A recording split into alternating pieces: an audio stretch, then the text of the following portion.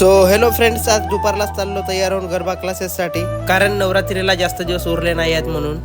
गडचिरोलीमध्ये पोहोचलो आणि माझी फ्रेंड वाट पाहत होती, तर तिला पकडून निघालो चामोर्शी रोडला.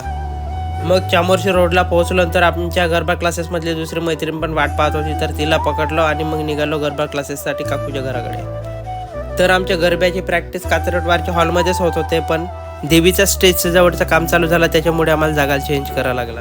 मग पोहोचल्यानंतर आपले मित्र आमचीच वाट पाहत बसले होते. मग थोड्या वेळात आमचे सर आले आणि मग चालू झाली आमची गरबा प्रॅक्टिस. गरब्याची प्रॅक्टिस करता करता जवळपास सायंकाळ झाली. मग मी आलो जिममध्ये येऊन वर्कआउट चालू केलो आणि मारलो पुलअपचे 3 सेट. त्याच्यानंतर मारलो बार्बल बेंट ओव्हरलो, याच्या पण 3 सेट घेतलो. याच्यानंतर घेतलो लेट पुल डाऊन, याचे पण 3 सेट घेतलो.